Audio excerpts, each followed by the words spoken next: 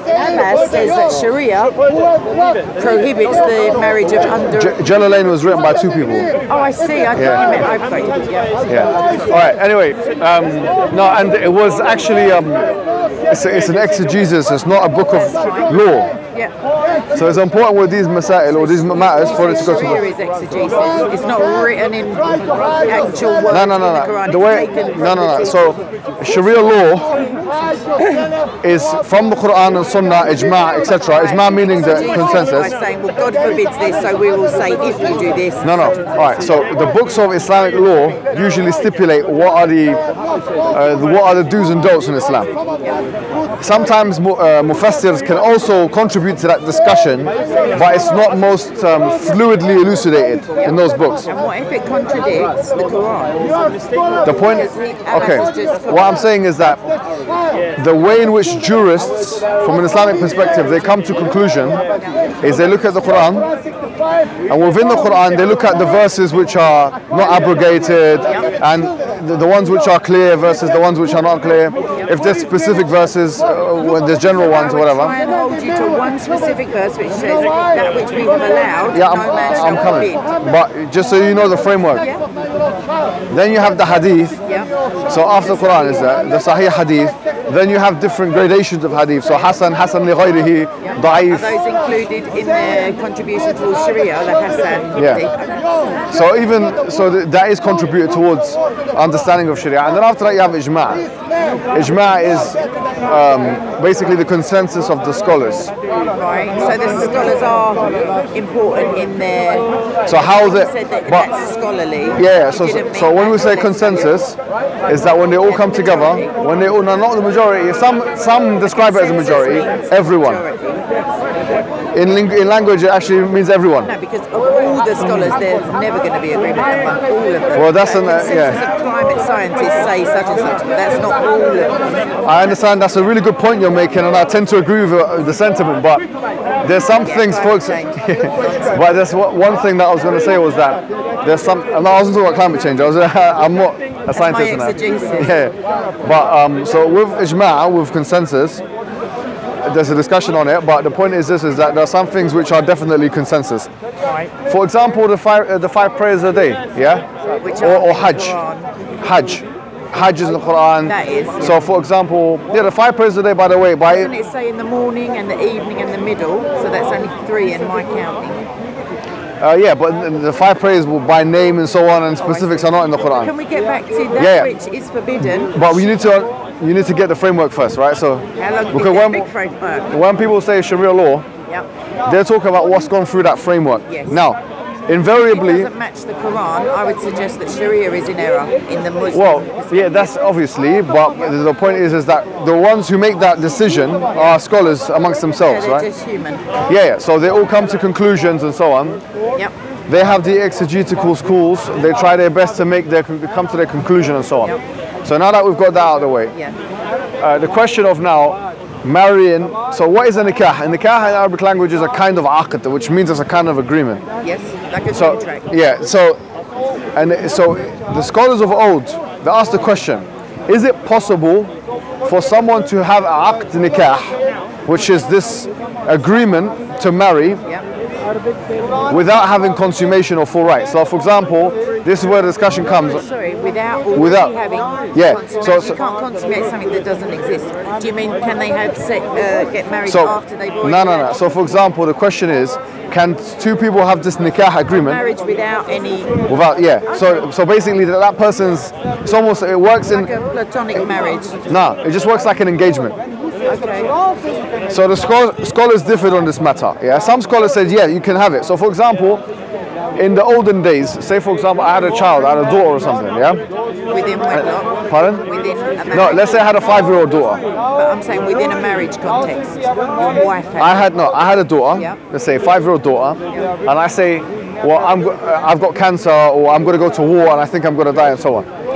So, some scholars said, okay, look, I can draft a nikah agreement between my daughter, who's 5, and a man who's, let's say, 20 years old, but there's no sexual thing that happens. Yeah. Or would it eventually become that when she was So of age?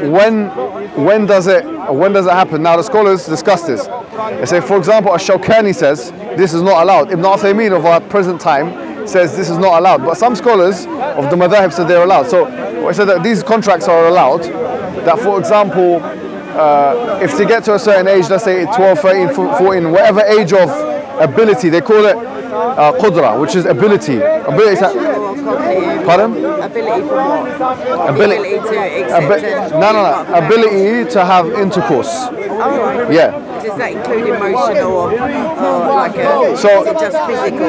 Primarily it's physical, but it does include psychological as well, and mental as well. Because if someone is not of mental age, or they haven't got the ability to, or they're judged by the people, their seniors to not be mature for marriage, then surely they wouldn't be put in that position. Okay. So what I'd ask then is, if Sharia forbids marriage, even in maybe 3 of the 5 schools, or if there's any prohibition on marrying a girl before her menstrual cycle begins, yet the Quran says this we find permissible and no man will forbid. Now, what the Quran talks about is divorce, right? Yes. So if someone has, so the verse you're talking about. Just, I don't know what you reference. No, I don't know about Abbas. I'm sorry, I can't follow different. I can only tell you. That's what I brought to you. No, all right. So in chapter 66 of the Quran, وَاللَّائِي لَمْ يَحِضْنَ, which means that the ones who have not menstruated yet. Yeah. Jalalain says all because they right. So let's say that means that they've never had menstruation, not that they're pregnant, or which it could also mean. Pre-menstrual.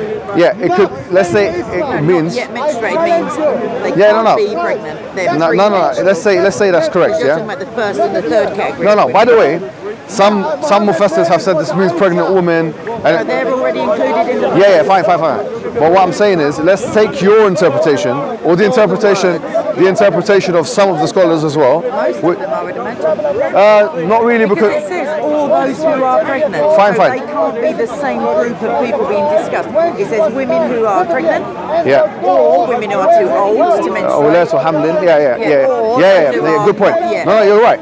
I'm not disagreeing with you. So the ones who have not had menstruation yet. So here, this would refer to prepubescence. Yes. Yeah. Now this question of prepubescent marriage, you're correct. Is it prepubescence with intercourse or not? Now, here's what I'm saying is that this can't be, because it's haram. I'll tell you why it's haram. Is it, so that's what I'm asking you. Yeah. So I'll give you some references and sources right now. If the woman, you can go. No, you go. I don't even think they're in English, so I'll tell you and you can check it out. For example, Kitab al-Insaf, written by al-Mirdawi, who is seen as the final opinion of the Hanbali madhab, in his Kitab al-Hudud. Most of that was in Arabic. I'm just going to go with all right then. Yeah. He says, he lists in what he called a chapter of Hudud, which is punishments. Chapter of what? Sharia punishments. Jurisprudence. Chapter of punishment.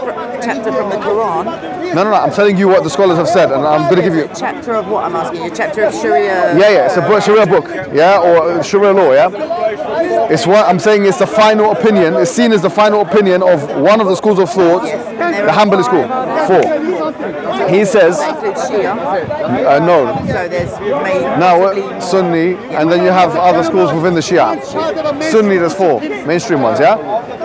Now, having said that, what he says is that if someone has intercourse in marriage with someone who's a prepubescent, the question is not whether they're doing the right or wrong thing. The question is whether they should be flogged or not, whether they should be whipped or not. And he was saying that they should be whipped. So it's still prohibited, they're just now questioning what's the appropriate punishment. So in other words, according to Al-Mirdawi... So I would come back to, how can they prohibit something which the Quran says... No, but the Quran never talks about... Sorry to cut you off. No, I know the verse off by heart, right? Yeah. And I can recite the whole surah off by heart. But here's what I'm saying is that from the beginning of that surah, it doesn't say sexual intercourse. I appreciate that, but marriage, I would say the consensus of opinion is that marriage includes betrothal. Like you were saying, if you betroth your daughter and you feel that you're going to say eventually, can you take her to wife? For the moment, can you be a protector, companion, maybe parent figure? What's your name again? Kate. Alright, I don't shake hands with women now. No, not even. You know this already. Do I? Yeah, anyways. Study you. No, you've been here already. Just the Bible. But here's what I was going to say to you, right? As I said to you before, in Islam, there are these distinctions. Now you're saying in culture. The Quran should supersede them. The Quran doesn't. Listen, very clearly. The Quran never says that nikah yaqtadi al-jima', which means it never says. Is it a generic verse? Is it saying anything the Quran ordains as acceptable? Look, we forbid that. Let me say this one more time. We grow.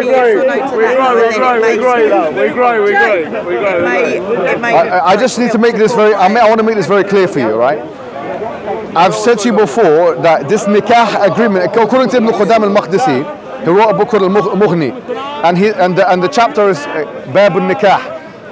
He mentions that nikah is like aqd, which means any agreement, any business agreement, any deal. Now here's what I'm saying to you is that the scholars of old, they debated on whether or not it's possible. Say if I got a daughter, I can. That's betrothal, though, isn't it? Right. It's not marriage. Whatever. But marriage ceremony. the point. Say, can you please? Yeah. No. How? This is the question. Now, what if she gets to the age and she says, "I don't want to get married. I don't want it."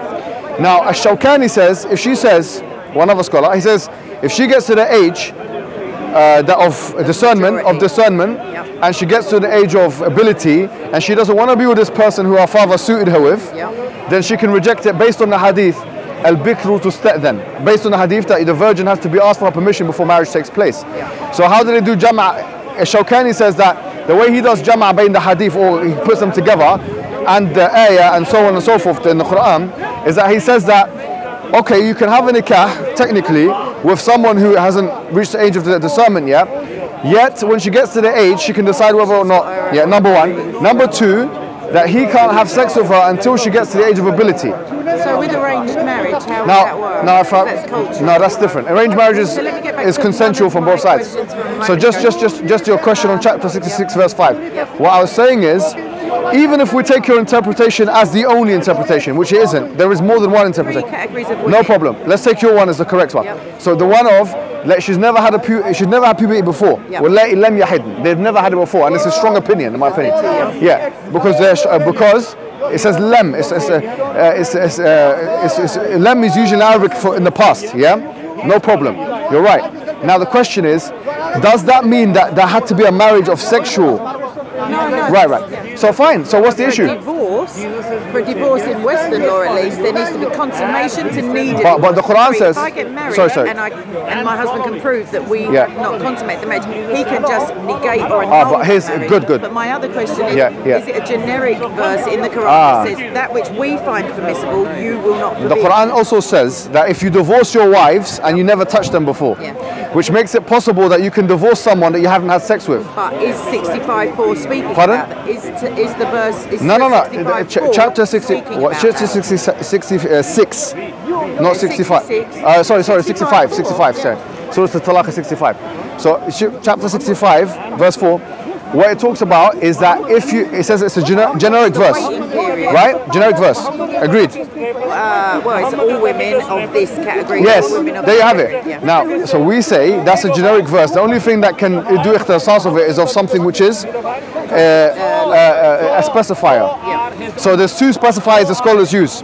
One, the fact that Prophet Muhammad ﷺ, if we take the hadith of 6 to 9, that he waited because he married at 6 and then he consummated at 9.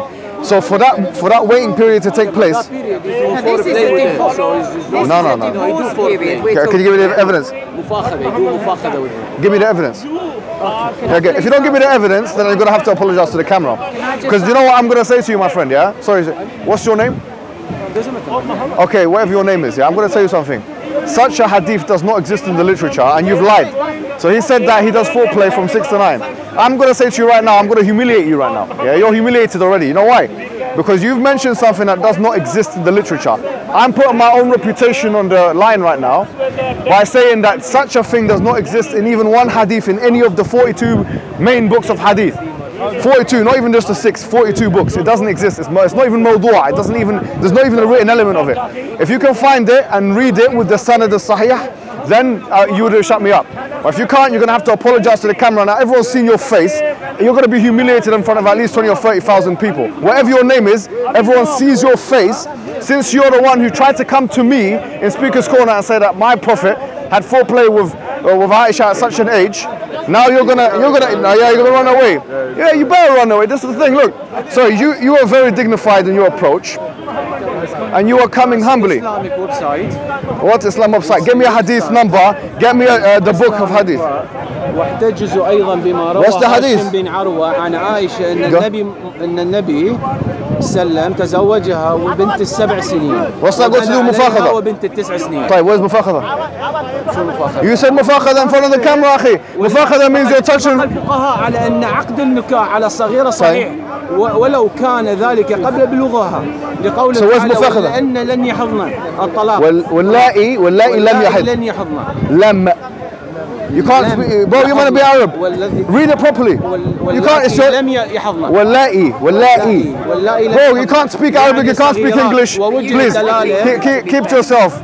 Look, you can't, I've asked you, where's Mufakhadha? Where's the Mufakhadha?